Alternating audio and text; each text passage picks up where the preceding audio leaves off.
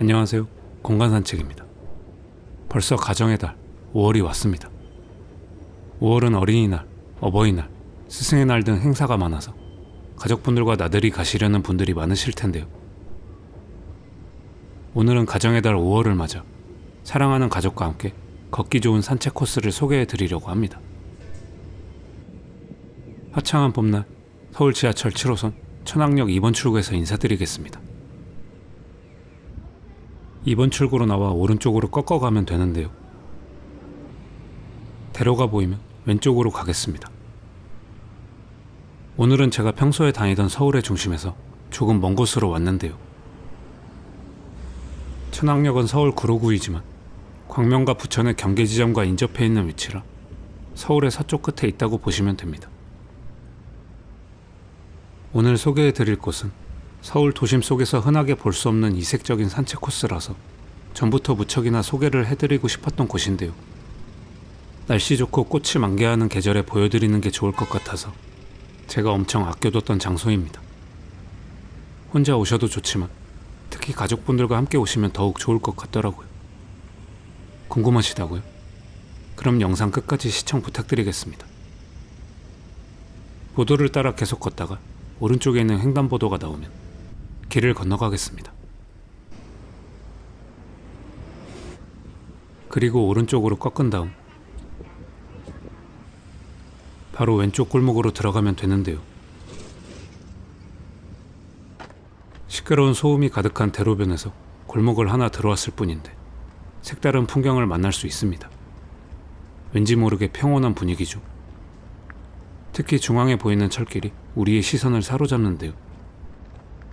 오늘 제가 소개해드릴 이곳은 항동철길로, 지금 보이는 철길은 경인선의 지선철도인 오류선인데 현재는 폐선되었지만 주변을 예쁘게 꾸며 시민들의 산책로로 조성해 놓은 곳입니다.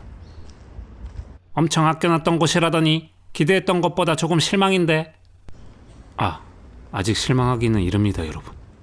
항동철길의 멋진 산책로는 조금 더 걸어야 나오거든요. 일단 초입에서는 철길 쪽보다 우측 산책로가 더 걷기 좋기 때문에 산책로로 들어가겠습니다. 서울 곳곳에는 폐선된 철길을 활용하여 산책로로 조성해 놓은 곳들이 몇몇 있는데요. 대표적으로 경의선 숲길이나 경춘선 숲길이 있죠. 제가 영상으로 소개해 드리지는 않았지만 워낙에 유명한 곳들이라 대부분 알고 계실 텐데요.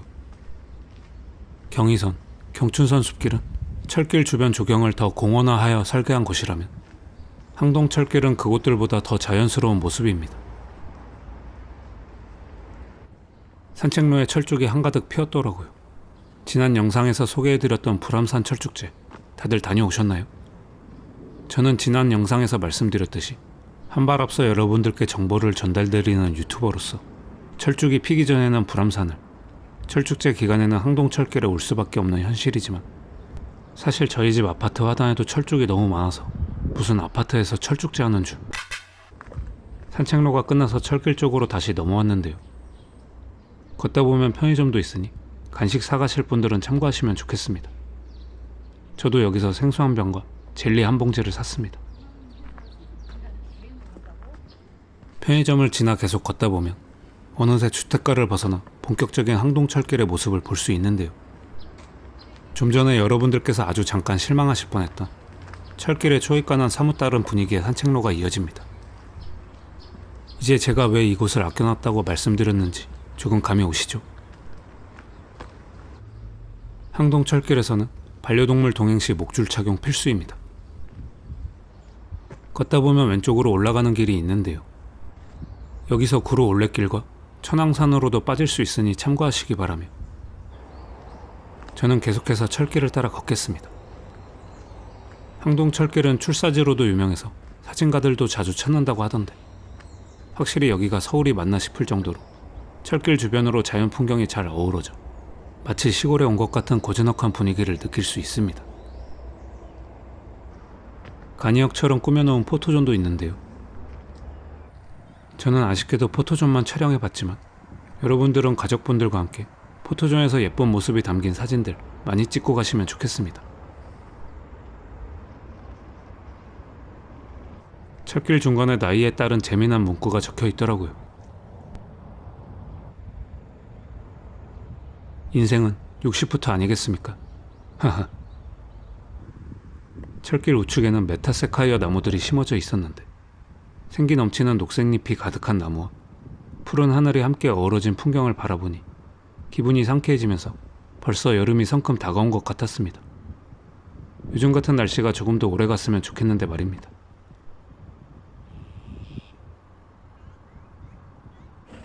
항동철길은 계속해서 길을 따라 이어지는데요. 저는 철길 옆에 있는 다른 곳을 들릴 예정이라 오른쪽으로 빠지겠습니다. 주차장을 지나 직진하다 보면 바로 다음 목적지가 나오는데 이곳은 푸른 수목원입니다. 입장료는 무료인데요. 푸른 수목원은 2013년에 개원한 서울 최초의 공립수목원으로 약 6만 평의 부지에 20개의 주제정원과 전시 온실 등 다양한 시설을 갖추고 있습니다. 지금 보이는 곳이 항동 저수지이며 현재 다양한 동식물이 서식하고 있다고 합니다. 넓게 탁 트인 저수지와 주변 환경을 감상하다 보니 일상 속 스트레스가 해소되는 기분이 들더라고요. 잔디마당의 마스코트 같은 버드나무도 너무 멋졌습니다. 푸른 수목원은 원하시는 방향으로 산책하시면 되는데 저는 저수지를 기준으로 왼쪽으로 크게 한 바퀴 돌아보려고 하니 구독자님들께서는 입구에 있는 수목원 안내도를 보시고 참고하셔서 산책하셔도 좋겠습니다. 수목원 관람 수칙은 꼭 지켜주셔야겠죠. 산책로는 정말 잘 관리되어 있고 여기서 바라보는 저수지의 풍경도 정말 장관이었습니다. 더 더워지기 전에 가족분들과 함께 나들이 오셔서 산책도 즐기시고 멋진 수목원 관람도 하시며 잠시나마 일상을 벗어나 행복한 시간을 보내시면 좋겠습니다.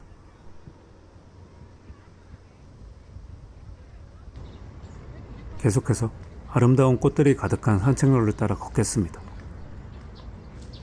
푸른 수목원을 산책하는 것은 평소에 자주 걷던 무장의 숲길 산책과는 또 다른 느낌입니다. 시선을 사로잡는 주변의 예쁜 꽃들 덕분에 눈이 너무 즐겁더라고요. 수목원의 북쪽에는 장미원이 있습니다.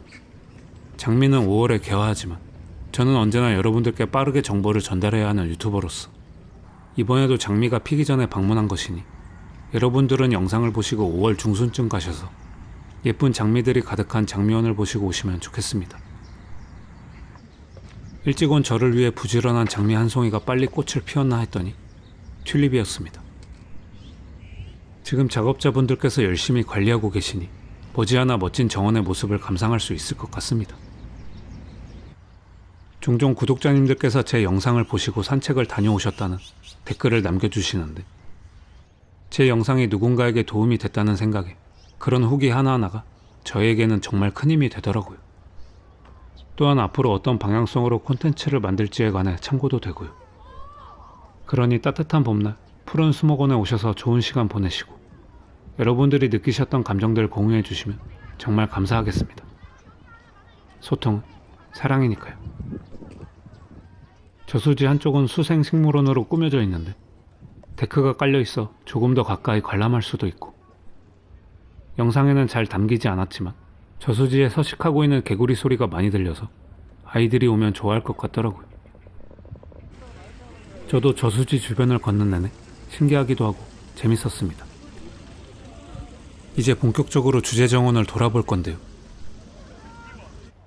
영상 초반에 말씀드렸듯이 푸른 수목원은 20개의 주제정원이 있지만 오늘은 제가 가려고 하는 방향의 예쁜 정원들 위주로 소개하려고 합니다. 사실 초입에 있는 오색 정원을 보여드리고 싶었는데 하필 드라마 촬영 중으로 영상을 찍을 수가 없더라고요. 아쉽지만 야생화원부터 보여드리게 되었는데 알록달록 오색 빛깔은 아니지만 같은 녹색이라도 조금씩 차이가 있듯이 초록빛이 가득한 야생화원에 독특하고 신비로운 분위기도 꽤 좋더라고요.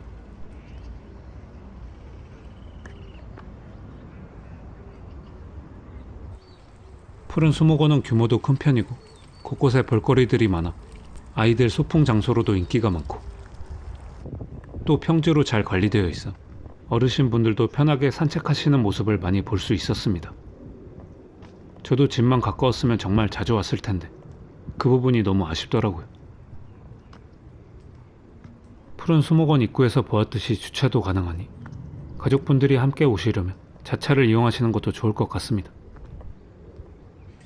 앞에 보이는 정원은 구군원인데요. 제가 예전 영상에서 소개해드린 창포원처럼 튤립, 수선화 등 비비축과 식물을 모아놓은 정원입니다.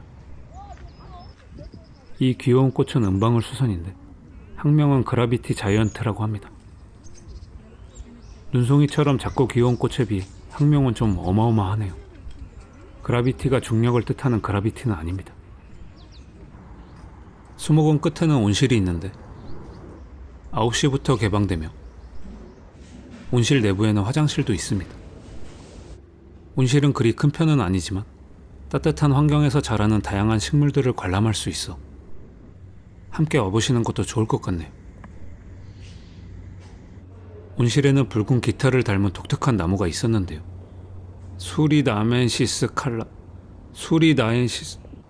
수리나멘시스 칼리안드라. 멀리서 온 친구라 그런지 이름 참 어렵네요. 온실을 나와 왼쪽으로 꺾어가겠습니다. 산책로를 따라 끝까지 직진하면 오른쪽으로 빠지는 길이 나오는데 처음에 걸었던 항동철길과 이어지게 됩니다. 여기서 산책을 그만하시고 싶으신 분들은 철길을 따라 직진하셔서 다시 천왕역으로 가실 수 있지만 저는 산책을 조금 더 이어갈 예정이라 왼쪽의 계단길을 따라 다음 목적지로 가겠습니다. 계단을 따라 올라가는 이곳은 항동 근린공원으로 곳곳에 이런 글귀들이 쓰여 있는 것을 볼 수 있는데요. 앞으로도 공원 내부에서 종종 볼 수 있으니 눈여겨봐 주시면 좋겠습니다. 공원은 가파르지 않아서 푸른 수목원과 함께 산책하기 좋으며 깨끗하게 관리되고 있어서 그런지 이렇게 맨발 걷기를 하시는 분들을 많이 만날 수 있었습니다. 제가 작년에 공간 산책을 하면서 올해 맨발 걷기를 도전하겠다고 했었죠. 아직 올해는 8달이나 남았으니까요. 갈림길에서는 표지판 뒤에 나 있는 길로 가겠습니다. 초입에서 보았듯 공원 곳곳에서는 이렇게 글귀들을 볼 수 있는데 이 글씨체 어디서 많이 본 것 같지 않으신가요? 이거 모르시는 분들은 없으시죠? 소주병으로 익숙한 이 글씨체는 신영복체이며 신영복 선생은 대한민국 진보학계를 대표하는 경제학자이자 문학가이시고 대표작으로는 감옥으로부터의 사색이 있습니다. 성공회대학교 경제학부 교수로 재직하셨는데 성공회대학의 정신적인 중심 역할을 하신 분이셨다고 하네요. 그래서 항동 근린공원에는 신영복 선생의 흔적이 많이 남아있고 또 신영복 선생 추모공원도 있습니다. 표지판을 따라 직진하여 왼쪽에 있는 내리막을 따라 내려가면 추모공원으로 갈 수 있습니다. 추모공원에는 묘지가 있는 건 아니고 신영복 선생의 이름이 새겨진 바위에 글을 기릴 수 있도록 만들어진 작은 공간으로 되어 있으며 아직도 관리가 잘 되어 있는 것을 보면 시간이 흘렀어도 제자들 뿐만 아니라 아직까지도 많은 사람의 가슴에 남아 존경받고 있는 분이라는 생각이 들더라고요. 신영복 선생의 추모공원을 지나 좁은 길을 따라 걷겠습니다. 갈림길에서는 오른쪽 길로 내려가고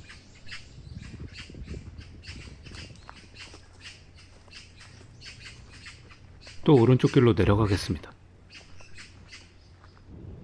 그러면 정면에 성공회대학 건물이 보이는데 대학교 교정으로 들어가면 됩니다.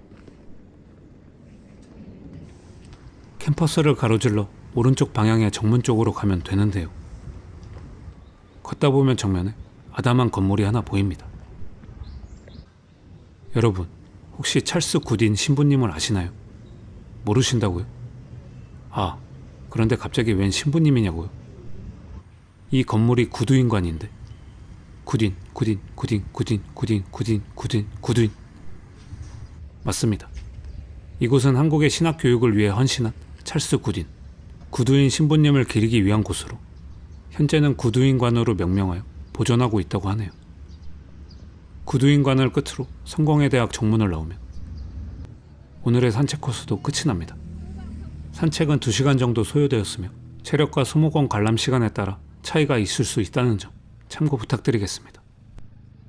보도를 따라 내려가서 횡단보도가 나오면 길을 건넌 뒤 오른쪽으로 꺾어 직진하겠습니다. 오늘은 서울 서쪽 끝의 천왕역에서 시작하여 항동 철길을 걷다가 푸른 수목원을 관람한 뒤 항동 근린공원을 지나쳐 성공의 대학으로 마무리하였는데요. 화창한 봄날 사랑하는 분들과 함께 오셔서 즐거운 시간 보내시면 좋겠습니다. 정면에 횡단보도가 나오면 왼쪽으로 꺾어 내려가겠습니다. 보도를 따라 직진하고 대로가 나왔을 때 앞에 보이는 횡단보도를 건너가면 서울 지하철 1, 7호선 온수역 2번 출구에 도착합니다. 다음에도 좋은 산책 코스로 찾아뵙겠습니다. 시청해주셔서 감사합니다.